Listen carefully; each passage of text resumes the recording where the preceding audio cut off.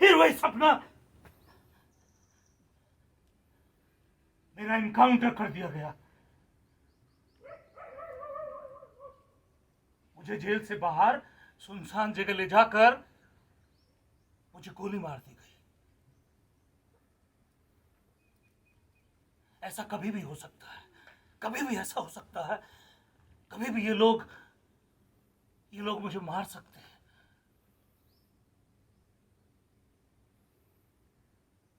लेकिन लेकिन शायद नहीं। मैं काल के जिस चक्र को घुमा रहा हूं, उसमें शायद इनके लिए मुझे मारना आसान नहीं होगा। और अगर मारना ही होता तो शायद ये मुझे पहले ही मार देते, गांव में या अरेस्ट करने से पहले। लेकिन मुझे आजकल ये सपने क्यों आ रहे हैं? क्यों मैं हर रोज ये सपने देखने लगा हूं कि मेरा इनकाउंटर कर दिया गया? शायद इसलिए कि मैं उन तमाम साथियों के बारे में सोचता हूं जिनका पुलिस ने इनकाउंटर कर दिया।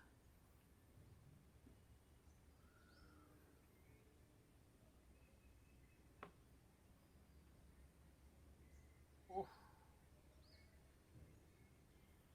पता नहीं क्या सपना है, क्या सच है, क्या ख्वाब है। कभी कभी तो मुझे लगता है कि मेरे 32 साल का जीवन एक ख्वाब है या सच। माँ, बाबूजी, गांव, मेरे मित्र, एक ख्वाब बन के तो नहीं रह जाएंगे। कहीं कहीं ऐसा तो नहीं होगा कि मैं उन्हें ख्वाब में याद करते हुए इस काल कोठरी में अपनी आखिरी सांसें लूंगा।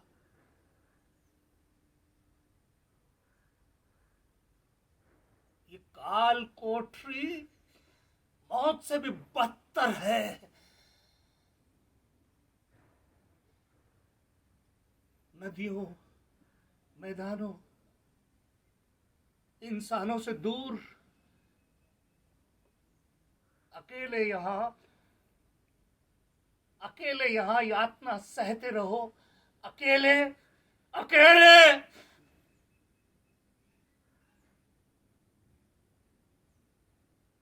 लेकिन मुझसे पहले भी बहुत लोगों ने सहा है।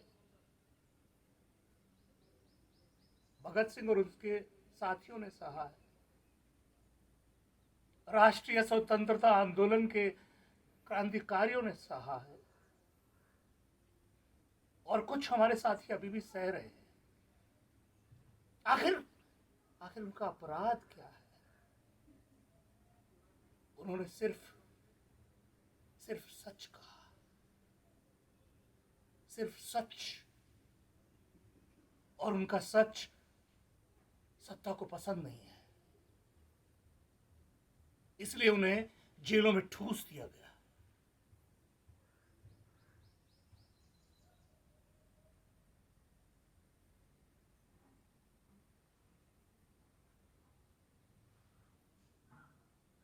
मैं कोई शिकायत नहीं करूंगा। मैं अपने आप को मजबूत करूंगा अपने अंदर से, ताकि मैं ये यातना सह सकूं।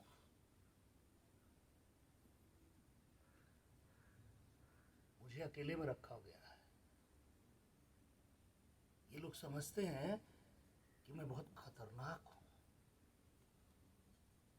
अगर और कैदियों के साथ रखा तो मैं कहीं उन कैदियों को भी बिगाड़ न दूं।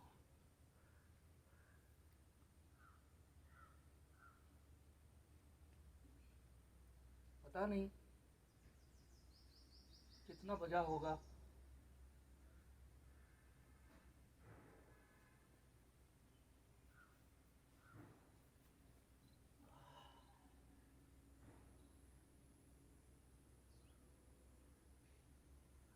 अब नींद भी नहीं आएगी।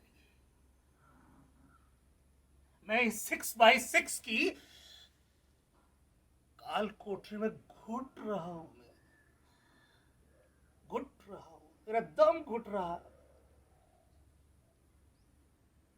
पर हो सकता है कोई खुले आसमान के नीचे घुट रहा हो, कोई इस बात को लेकर चिंता में हो कि कल उसके परिवार का पेट कैसे भरेगा, कोई छुआछूत के अपमान और दंश को झेल रहा हो,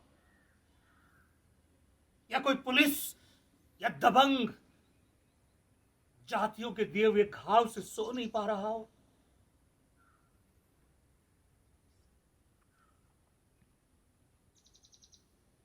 या कोई औरत इज्जत और भूख के बीच झूल रही हो।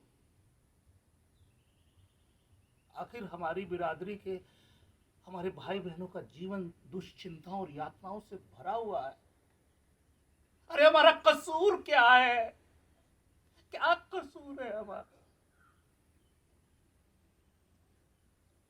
हम दलित जात में पैदा हुए, यही कसूर है? हम आदिवासी हैं, यही कसूर है? हम अछूत जाति में पैदा हुए, यह कसूर है हमारा?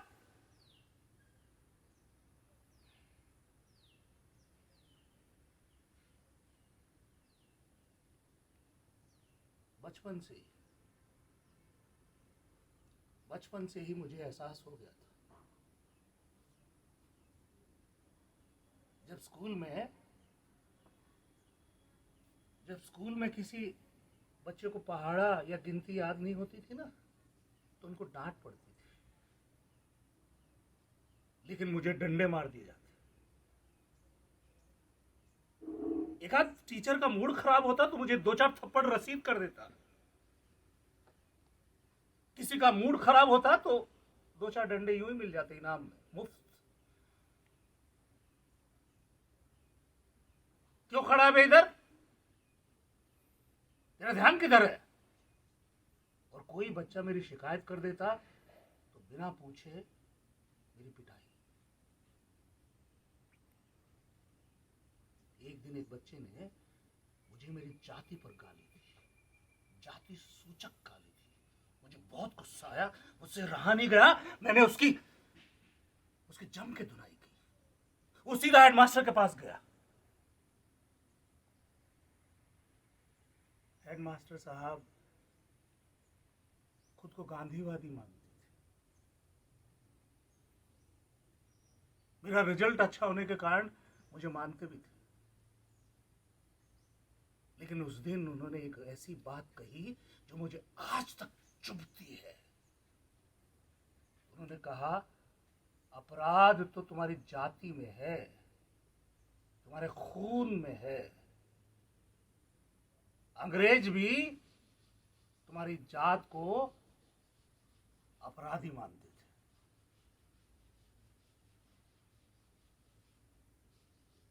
मैंने हेडमास्टर साहब से पूछा, सर क्या हम आजाद हो गए? उन्होंने कहा, हाँ हाँ, कैसी बात करते हो, हम तो कब के आजाद हो गए। मैंने कहा, नहीं सर, हम आजाद नहीं हुए। अंग्रेज भी हमें अपराधी मानते थे और आप भी हमें अपराधी कह रहे हो, तो हम आजाद कैसे हुए सर? हेडमास्टर के पास मेरी बात का जवाब नहीं था। बहुत सारे टीचर तो ऐसे ही आश्चर्यचकित रहते हैं कि मैं पढ़ाई में अव्वल कैसे आता हूं। उन्हें समझ नहीं आता कि मेरे खानदान में कोई स्कूल में नहीं गया, फिर भी मैं पढ़ाई में कैसे अव्वल रहता हूं। दरअसल हम हमेशा संदेह के घेरे में रहते हैं। हमारी योग्यता पे हमेशा शक किया जाता है। कोई दलित बच्चा गोरा हो तो सीधे उसके बाप पर सवाल उठाए जाते हैं, हमें ताना दिया जाता है। अरे तुम्हारा क्या है यार, तुमको तो कहीं भी एडमिशन मिल जाएगा, मेडिकल, इंजीनियरिंग, यूपीएससी। तुम्हें क्या पढ़ाई करने की क्या जरूरत है? कितने भी नंबर हो, तुम्हारा सिलेक्शन तो पक्का है।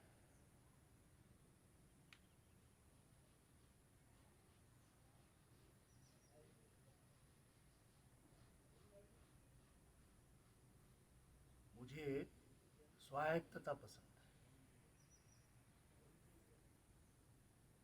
मैं प्रोफेसर बनना चाहता था। मुझे लिखना, पढ़ना, पढ़ाना, शोध करना पसंद है, मेरी रुचि है। मैंने जिस कॉलेज में एडमिशन लिया उसमें उसमें डॉक्टर नरोत्तम सिंह जैसे विद्वान थे।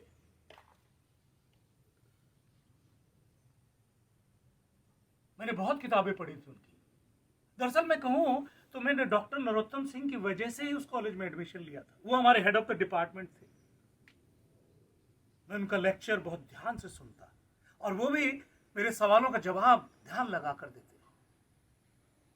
लेकिन फिर एक दिन ऐसी घटना घटी जिससे मेरी रूह कांप गई। उन्होंने मुझे अपने चैम्बर में बुलाया।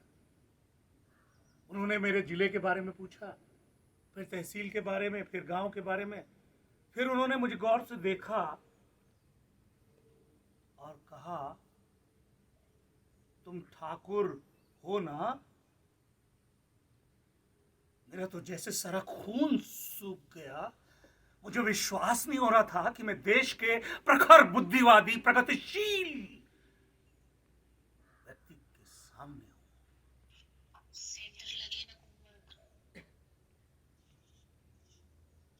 मुझे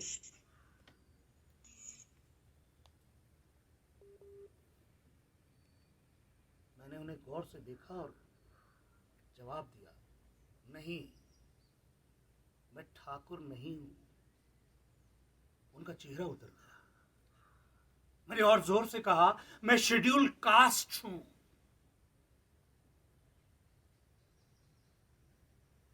तो फिर वही हुआ जिसका मुझे डर था। उन्होंने मुझे चैम्बर से जाने के लिए कहा और उसके बाद मेरी तरफ देखने का उनका नजरिया बदल गया। वो पहले की तरह मेरे सवालों का जवाब नहीं देते थे और मन आए तो डांट भी देते थे। कैंपस में बाकी लड़कों के साथ वो हंसते खेलते हुए जाते, लेकिन मुझे देखते सीरियस हो जाते। आखिर मेरा क्या कसूर था? मैं उनका सम्मान करता था, अपनी पढ़ाई अच्छे से करता था, लेकिन दलित होने की इतनी बड़ी सजा, इतनी बड़ी सजा, इस बार मैं टॉप नहीं कर पाया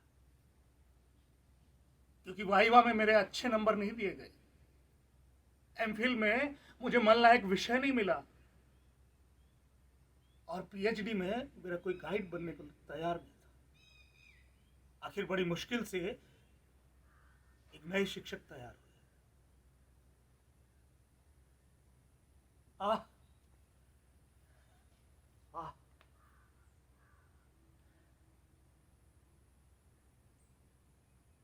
कितनी अच्छी हवा चल रही है। बारिश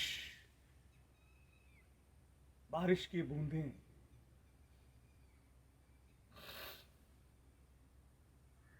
ये बारिश की बूंदें ना मुझे किसी की याद दिलाती है। शिखा शिखा द्विवेदी शिखा द्विवेदी नाम था उसका। कॉलेज में लड़कियों से बहुत ज़्यादा मैं घुलता मिलता नहीं था, लेकिन शिखा से अच्छी खासी दोस्ती हो गई थी।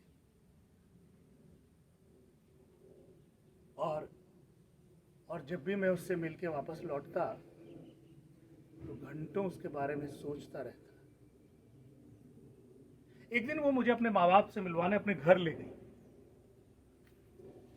मैं उसके घर गया। उसके पिताजी ने पूछा, कौन जिला के हो? तो मैंने जिले का नाम बताया, फिर तहसील, फिर गांव। तो उनके पिताजी ने कहा, हाँ हाँ, मैं वहां इलेक्शन ड्यूटी कर चुका हूं। शिखा के पिता सरकारी अफसर थे। फिर उन्होंने मेरे गांव का नाम लिया, तो मैंने कहा, हाँ, मैं जंगपुरा का हूं। तो सीधे ही छूटते हुए बोले, ठाकुर टोले के हो ना? मैंने कहा, नहीं, मैं रविदास टोले का हूं। मेरा जवाब सुनकर वो बहुत देर तक खखारते रहे। मेरा जवाब सुनकर शिखा अवाक रह गई थी।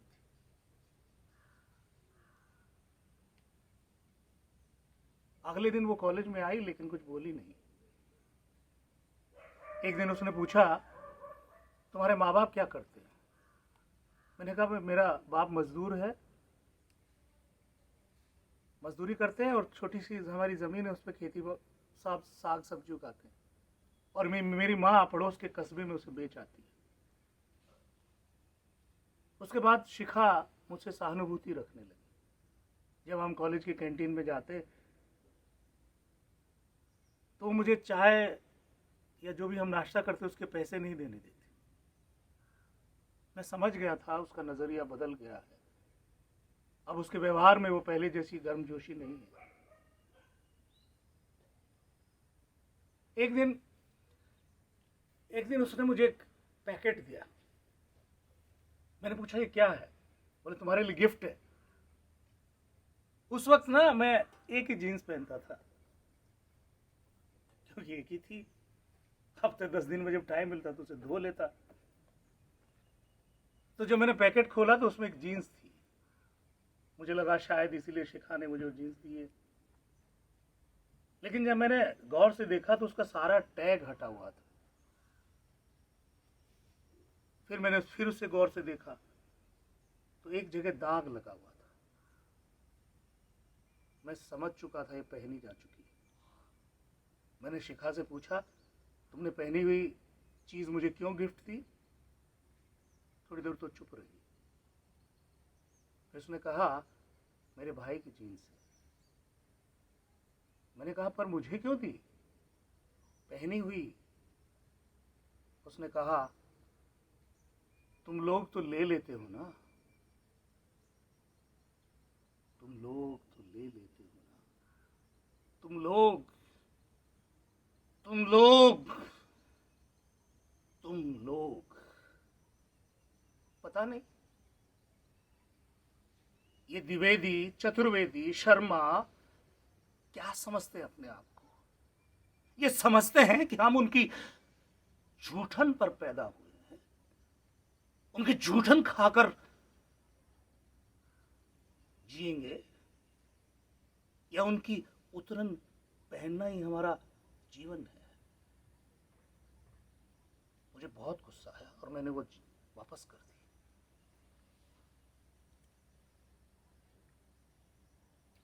लेकिन मैं समझ गया था कि इसमें शिखा का कोई कसूर नहीं है। उसकी परवरिश का।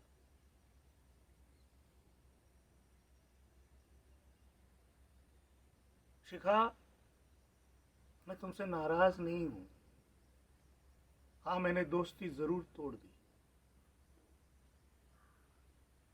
हाँ, मैं जानता हूं तुमने माफी मांगी है,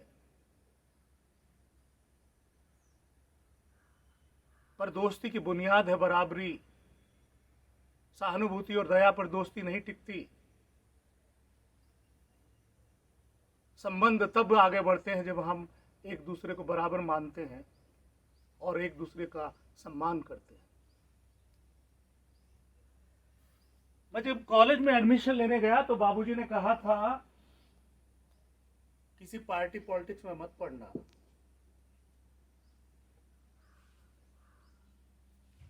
सीधा पढ़ाई करना, और ये जो तुम बीच बीच में हर एक के झंझट और झगड़े में पड़ जाते हो ना, इससे बचना। लेकिन मैं बाबूजी की बात को मान नहीं पाया। पता नहीं क्यों मुझे अपने लोगों पर अत्याचार होते हुए नहीं देखा जाता।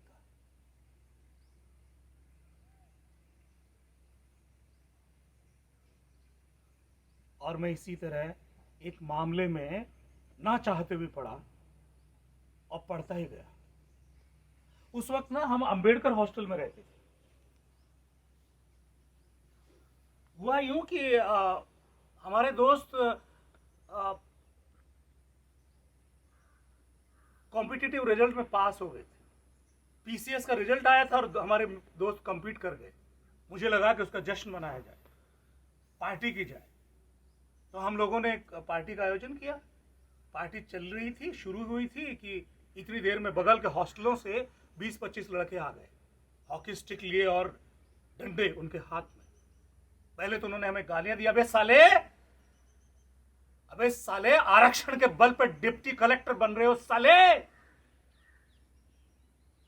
अरे हमारी तरह नंबर लाके दिखाओ, जनरल में आओ बे।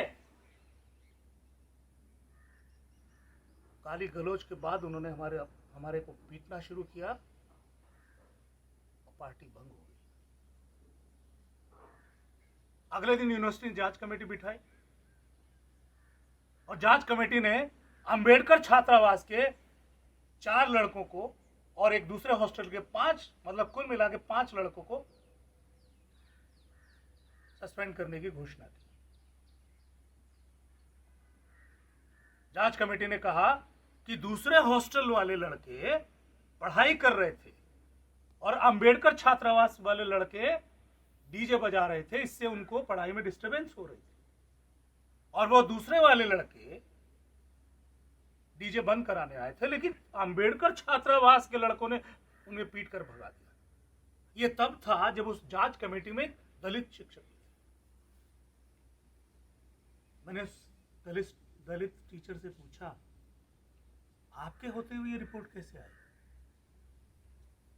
आप विरोध जता सकते थे, अपनी असहमति दर्ज कराते, उससे बाहर निकल आते। वो अपना ही रोना रोने लग गए। मुझे इन्हीं लोगों के बीच रहना है, मुझे नौकरी करनी है, मैं कुछ नहीं कर सकता। हम लोगों में बहुत गुस्सा था, लेकिन खामोश थे। उसी दिन हमें रोहित वेमुला की खुदकुशी की खबर मिली। जैसे हमारे अंदर एक लावा सा फूट गया। हम यकायक हॉस्टल से बाहर निकले और जय भीम, जय भीम, जय भीम, जय भीम, जय भीम, जय भीम, जय भीम, जय भीम, जय भीम, रोहित वेमुला जिंदाबाद, अमर रहे, अमर रहे, जय भीम, जय भीम के नारे लगाते हुए हम हॉस्टल से बाहर निकले। हमें देखकर यकायक दूसरे लड़के भी बाहर निकल आए और अचानक सड़क जाम हो गई। बाकी के कॉलेजों ने भी हड़ताल कर दी। सारे लड़के मेरी तरफ देखने लगे। मैंने उन्हें कहा, हम वीसी के दफ्तर की तरफ चलते हैं और उनसे जांच कमेटी की रिपोर्ट वापस लेने की मांग करते हैं। हमें आगे बढ़ता हुआ देख सड़क पर पुलिस ने हमें रोक दिया। हमें लगा कि अब हम पर पुलिस दमन होगा, लेकिन कुछ नहीं हुआ। हम वही दिन भर भूखे प्यासे बैठे रहे, डटे रहे, सड़क पर बैठे रहे। अगले दिन अखबारों में हम सुर्खियों में थे। लोकल मीडिया चैनल भी हमारे इर्द गिर्द मंडरा रहा था।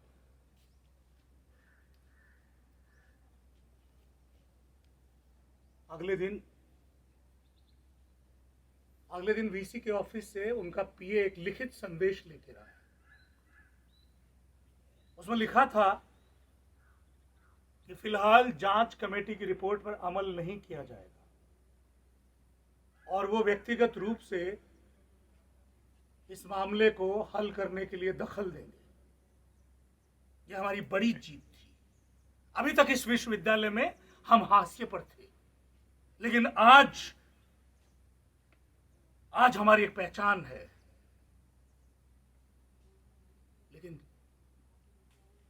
लेकिन हमें संतुष्टि नहीं मिल रही थी। हम कुछ और करना चाहते थे। मैंने कहा कि रोहित वेमुला की स्मृति में एक सभा करते हैं। हमने अपनी यूनिवर्सिटी में वो सभा की, बहुत बड़ी सभा की, बिना किसी राजनेता के, बिना किसी अग्रिम नियोजन के। और हमारी सभा इतनी कामयाब हुई कि पूरा शहर जय भीम के नारों से, रोहित वेमुला अमर रहे के नारों से पूरा शहर सिहर गया था। अगले दिन हमें बहुत सारे राजनीतिक पार्टियों के फोन आए। एक दलित राजनीतिक पार्टी ने तो हमें संदेश भेजा कि हम अपने कॉलेज में उनके छात्र संगठन की नींव डालें।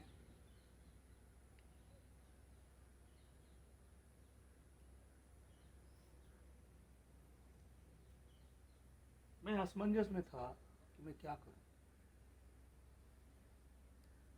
माँ बाप ने मुझे पढ़ने लिखने भेजा था ताकि मैं बड़ा आदमी बन सकूं, लेकिन अन्याय के विरुद्ध खड़ा होना जैसे मेरी नियति है। मैं अन्याय देखकर सहन नहीं कर पाता हूं। कोई भी अन्याय मेरे अंदर के चैन को जला देता है। शोषण मेरे भीतर मेरे चैन को जला रहा है।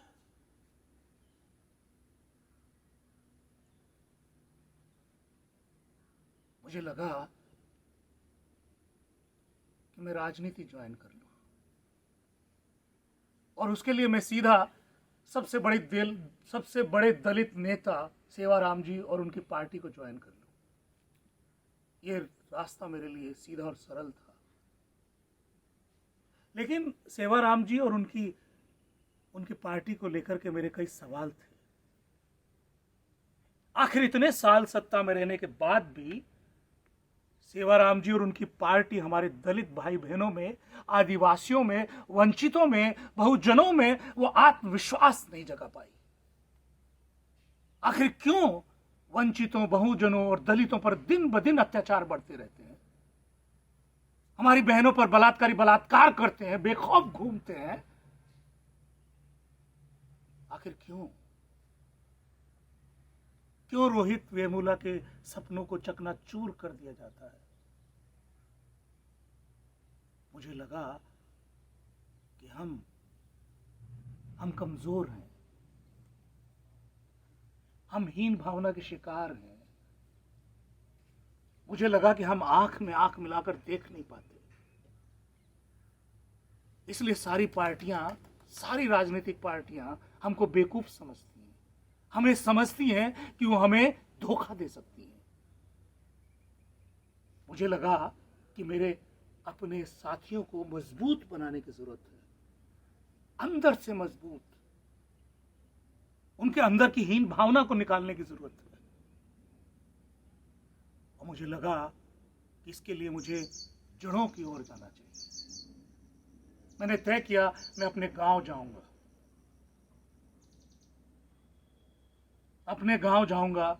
और अपने गांव के अपने साथियों को, शोषितों को, वंचितों को, बहुजनों को, आदिवासियों को सशक्त बनाऊंगा। मैंने खुद से अपने लिए शपथ ली।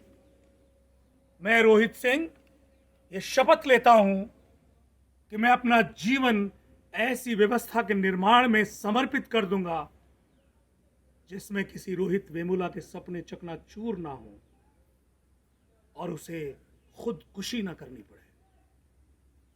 बाबूजी मुझसे बहुत नाराज हुए, इतना नाराज हुए कि कई दिनों तक उन्होंने मुझसे बात नहीं की। मां को लगा कि मैं पढ़ाई बीच में छोड़ के आ गया। गांव लौटने के बाद मैंने सब अपने दोस्तों से बात की, बच्चों से बात की। बच्चों से बात करने के बाद उनकी रुचि को जाना।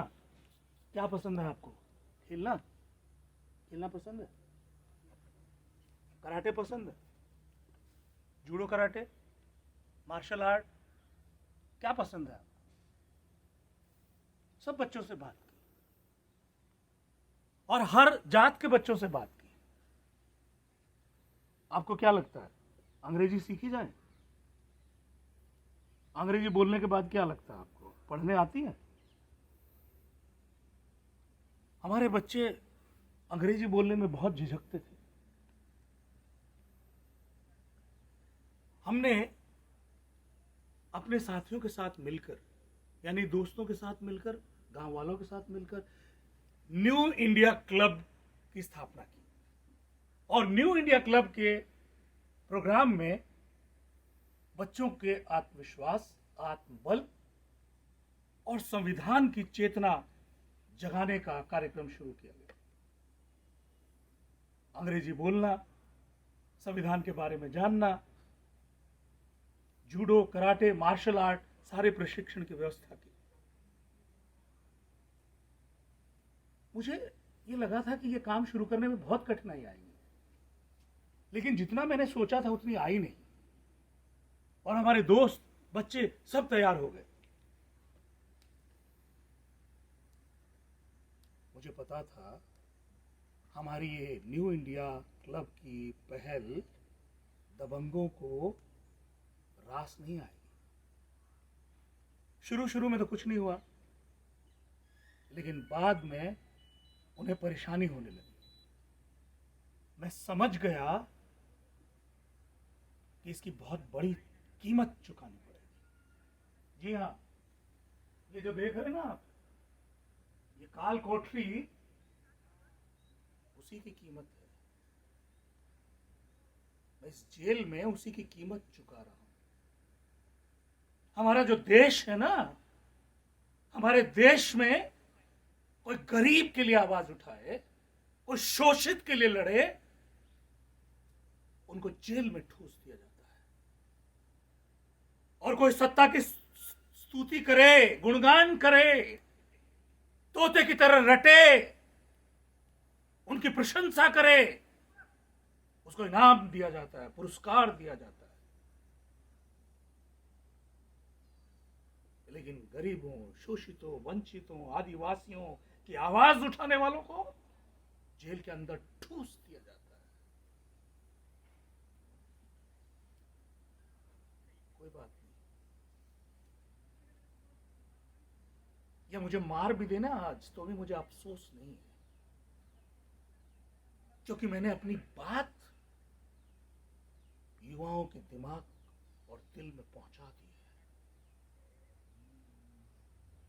उन्हें मालूम है हमारा मकसद क्या है, उन्हें मालूम है हमारी मुक्ति का माध्यम है संविधान। अब चाहे मैं जीवित भी नहीं रहूं ना, तो मुझे कोई अफसोस नहीं है।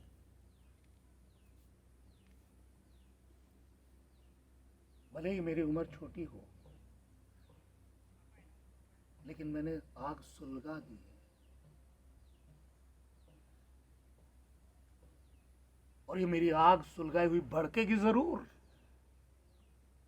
और कोई ना कोई लड़ेगा ये लंबी लड़ाई, लड़ेगा अपने हकों की लड़ाई लड़ेगा। मैं नहीं तो कोई और।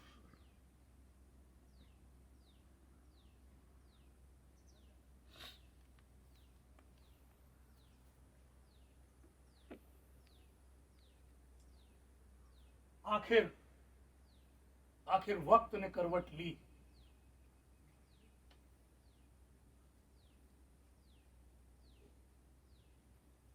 मेरे दोस्तों ने बहुत मेहनत की।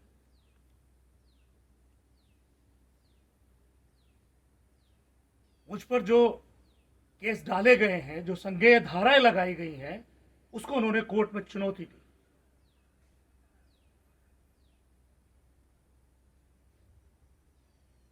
और कोर्ट ने मेरा ट्रायल शुरू करने को कहा है। अब सब बातें साफ होंगी, साफ साफ। और सीआरपीसी की धारा 313 के तहत मुझे अपनी बात रखने का मौका मिलेगा और मैं खुलकर अपनी बात करूंगा। जंगपुरा के दबंगों, मैं तुम्हारी पोल पट्टी खोल के रख दूंगा। मैं एक एक बात बताऊंगा मैं कि किस तरह तुम नफरत की फसल बोते हो, नफरत के बीज बोते हो। तुम आज भी अपनी संतानों को कूड़ मगज बनाए रखना चाहते हो, उनके दिलो दिमाग में जातिगत घृणा बिठाते हो। तुम इस देश को आज भी सामंती बनाए रखना चाहते हो। एक एक बात बताऊंगा मैं, एक एक बात।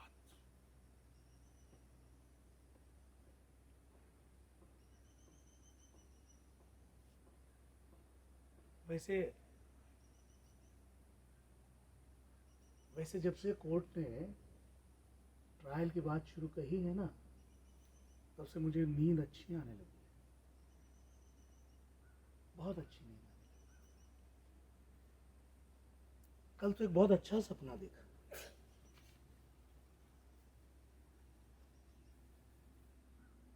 सपने में देखा माँ को देखा। माँ ने आवाज दी, बेटा आजा, रोटी बन गई है। रोटी बन गई। दिन हो गए माँ को नहीं देखा।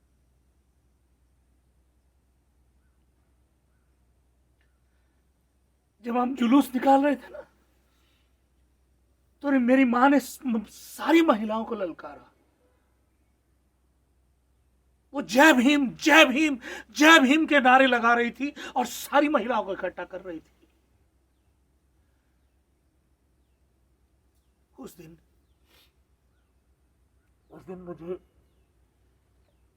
मुझे मैक्सिम गोर्गे की मां याद आ गई।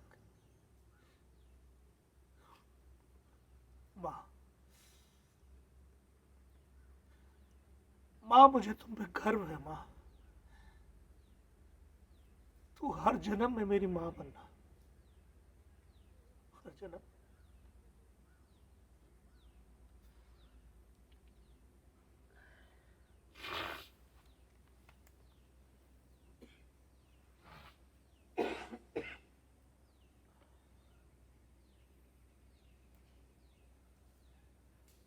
नमस्कार सर, मेरा नाम रोहित सिंह है। रोहित वेमुला भी हो सकता था। रोहित वेमुला ने खुदकुशी कर ली। मैं अभी भी आपके सामने जिंदा खड़ा हूं। पता नहीं कब तक जिंदा रहूंगा। जज साहब, मैंने आपके बारे में बहुत सुना है। आपके पिताजी भी जज थे ना। इस सब के बावजूद भी मुझे न्यायपालिका, जुडिशरी पर पूरा भरोसा है। मुझे संविधान पर भी पूरा भरोसा है। उनमें, संविधान में बाबा साहब की आत्मा बसती है। क्या कहा? असंवैधानिक काम मैंने किया है?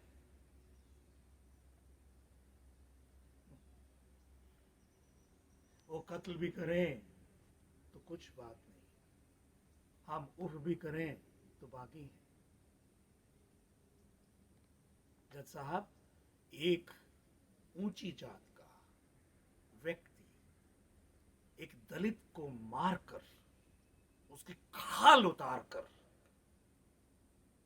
जूती बनाकर उसे पहन ले तो भी संवैधानिकता को कुछ नहीं होता, आंच नहीं आती। लेकिन अगर एक दलित किसी सवर्ण को, ऊंची जात वाले को एक पत्थर भी मार दे तो संवैधानिकता चूर चूर होकर बिखर जाती है। जज साहब, आपको पता है कि हमारी जाति के लोग सबसे ज्यादा जेलों में क्यों हैं?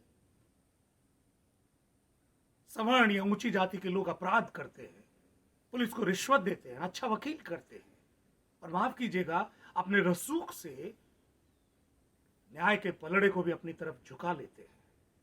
लेकिन हमारे लोग, हमारे आदिवासी भाइयों को बहुजनों को, दलितों को, वंचितों को पुलिस कभी भी उठा कर ले जाती है, ना सुबह देखती है ना शाम देखती है, और ठूस देती जेलों में। आज भी देश की जेलों में 21% अनुसूचित जाति के कैदी हैं। हमारे लोग जमानत नहीं ले पाते, अच्छा वकील नहीं कर पाते, और जज साहब 2 या 5 सालों के बाद अक्सर देखा गया है कि बहुत से ऐसे कैदियों को अदालत रिहा कर देती है, निर्दोष करार देती है। जज साहब कभी सोचा है इस 2 या 5 साल में उनके भीतर क्या होता है?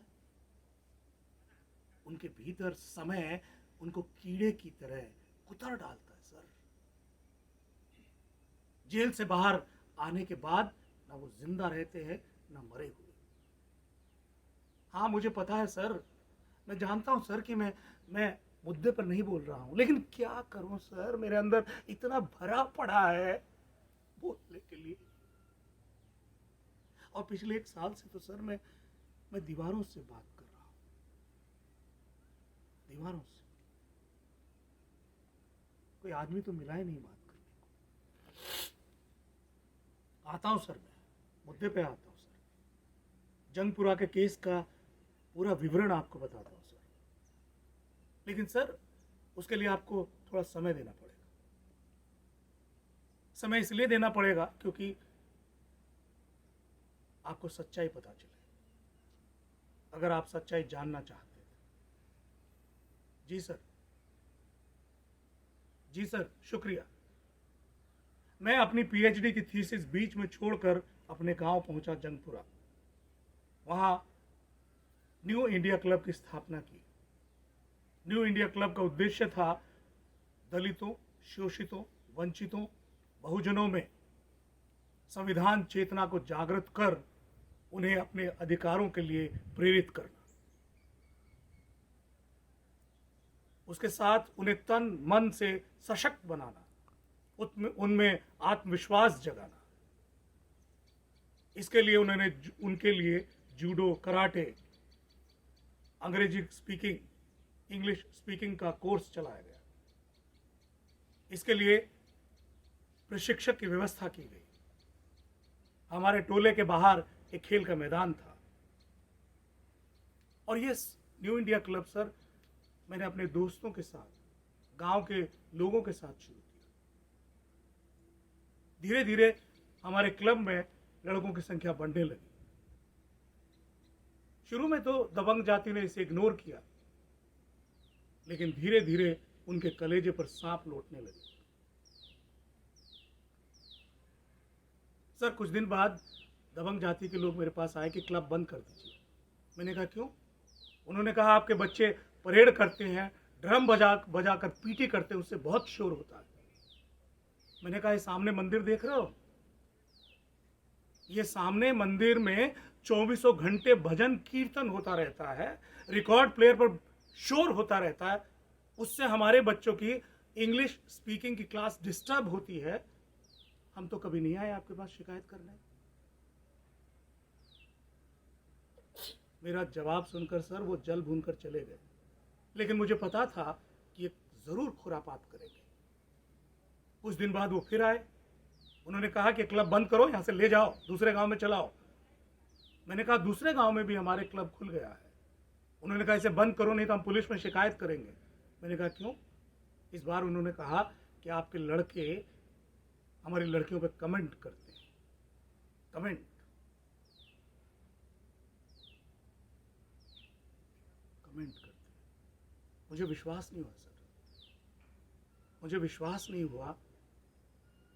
इसलिए उस वक्त तो मैंने उनसे माफ़ी मांग ली, लेकिन मैंने उन्हें कहा कि आप अपनी लड़कियों को कहिए कि वो हमारे उन लड़कों की पहचान करें जिन्होंने कमेंट किया है।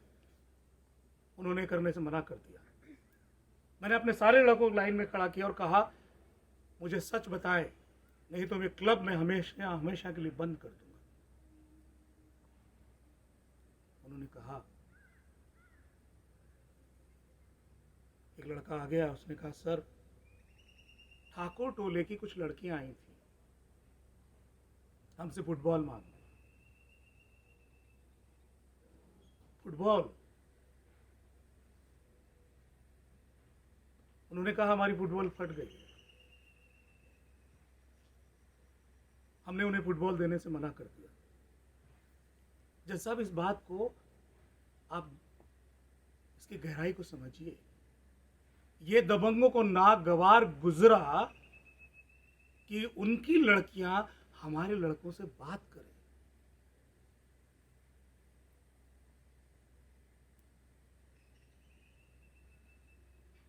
हमारे क्लब में सारी जाति के लड़के आने लगे थे। इससे दबंग जाति परेशान थी। कुछ दबंग जातियां अपने बच्चों की पिटाई भी कर रही थी कि वहां नहीं जाओ, लेकिन बच्चे लुक छुप के आते।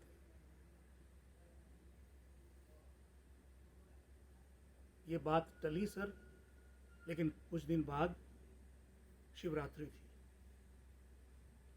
शिवरात्रि हर साल होती है सर, लेकिन इस बार उन्होंने रूट चेंज कर दिया।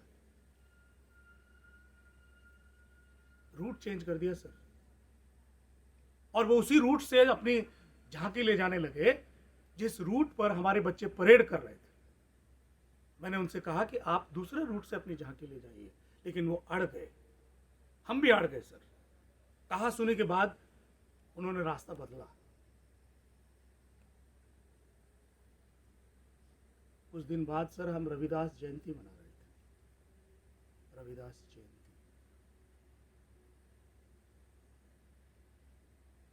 हम अपने कार्यक्रम में थे। हमारे टोले के और आसपास के गांव के बहुत सारे लोग आए हुए थे। इतनी भीड़ देखकर सर दबंगों ने हमारे कार्यक्रम पर पत्थरबाजी शुरू कर दी। हमारे लोगों ने भी जवाब में पत्थरबाजी शुरू की। अब दोनों की पत्थरबाजी की वजह से एक स्वर्ण लड़के को सर में पत्थर लग गया सर, और कुछ देर बाद उसकी मौत हो गई। सर इसका बदला लेने के लिए उन्होंने रातों रात हमारे घरों में आग लगा दी। हाँ सर, उनके घर भी जले सर, लेकिन उनके कौन से घर जले सर, आप देख आइए। हमारे घरों से, हमारे जलते हुए घरों से जो चिंगारियां उनके घरों तक पहुंची, उससे वो घर जले सर। हमारे टोले के किसी आदमी ने दबंगों के घरों में आग नहीं लगाई। अगले दिन मैंने अपने लोगों से कहा कि शांतिपूर्वक इकट्ठा हों और जिला मुख्यालय चले। पुलिस ने हम पर लाठियां बरसाई सर। हमारे लोगों ने भी पुलिस को उत्तर दिया। क्या कहा सर? हमने क्लब में हथियार रखे थे सर। सर अगर क्लब में हथियार रखे होते तो हमने उनका उपयोग क्यों नहीं किया? हाँ, पुलिस ने जरूर षड्यंत्र के तहत एक दो कट्टा दिखाने की कोशिश की है, पर सर हम हथियार रखते तो उनका उपयोग करते ना सर। और दूसरे दिन जब हम धरने पे जिला मुख्यालय जा रहे थे तो कुछ दबंग लोगों ने हमारे लोगों को पीटा, तो हमारे लोगों ने भी उन्हें लाठी से पीटा। सर अगर हथियार होते तो हम उन्हें गोली मार देते सर। अब सर केस में पत्थरबाजी उन्होंने शुरू की सर। हमारे घरों को उन्होंने आग लगाई सर, और मुझे मुख्य अभियुक्त बना दिया सर इस कांड का। क्या कहा सर? मेरे भाषणों से इनका हिंसा भड़की। सर मेरे भाषण की रिकॉर्डिंग गांव में हर व्यक्ति के पास मौजूद है सर, सुन लीजिए। मैंने क्या कहा अपने भाषण में? आपने अंदर आत्मबल पैदा करो। संविधान ने हम सबको बराबर का हक दिया है। किसी से डरो मत। प्रकृति ने हम सबको बराबर बनाया है। चंद स्वार्थी लोगों ने हम सबको ऊंच नीच में बांट दिया है। सर यही तो कहा मैंने अपने भाषण में। और सर मैंने कोई नई बात नहीं की। मेरे से पहले सर स्वामी विवेकानंद, बाबा साहब अम्बेडकर, ज्योतिबा फुले, सबने ये बात कही है सर। मैंने अन्याय के खिलाफ आवाज उठाने को कहा सर। मैंने आत्मरक्षा के लिए कहा सर। क्या गांधी जी ने ये बात नहीं कही थी सर? क्या भगत सिंह ने यह बात नहीं कही थी? फिर मेरे भाषण से हिंसा कैसे हुई सर? सर, आपने हमारे गांव में महाराणा प्रताप जयंती के भाषण नहीं सुने सर? कैसे दबंग लोग सरेआम हमको गाली देते हैं। वो कहते हैं अपने भाषणों में कि हमारी जुबान खींच ली जाए। वो कहते हैं अपने भाषणों में सर कि दलित जातियों को, नीची जातियों को अपने पांव के नीचे दबा कर रखना स्वर्ण जातियों का धर्म है, और अगर कोई जबान लड़ाए तो उसकी जबान खींच लो, गोली मार दो। और इन भाषणों की रिकॉर्डिंग पुलिस के पास है सर, मेरे पास भी है। पर क्या किसी के खिलाफ कोई कार्रवाई हुई सर? नहीं सर, नहीं सर। संविधान सम्मत अपने अधिकारों के लिए आवाज उठाना कैसे देशद्रोह हो गया सर? सर, ऐसा क्यों होता है कि जब भी कोई गरीब, शोषित, वंचित अपने हक के लिए आवाज उठाता है, वो देश की सुरक्षा के लिए कैसे खतरा बन जाता है सर? सर, हम अपने न्यू इंडिया क्लब में संविधान सम्मत बातें करते हैं सर। हम कहते हैं कि संविधान ने सबको बराबर का हक दिया है। इस देश के संसाधनों पर सबका बराबर का हक है। सब संविधान के बल से संविधान सम्मत अपने अधिकारों को प्राप्त करें। सर, हम संविधान की प्रतिष्ठा के लिए लड़ रहे हैं सर। हम उनके खिलाफ है सर जो रोज रोज संविधान का मजाक उड़ाते हैं सर। अब हर कोई सर किसी की दया पर नहीं चलेगा सर, किसी दया पर नहीं जिएगा सर। सर, वो अपनी योग्यता के बल पर जिएगा सर। सर, हमसे कहा जाता है कि हम धर्म को माने, उसका सम्मान करें। कैसे माने सर? कैसे गर्व करें ऐसे धर्म पर जो सिर्फ घृणा, तिरस्कार और उपहास देता है? छुआछूत के डंक से लीलता है हमें सर।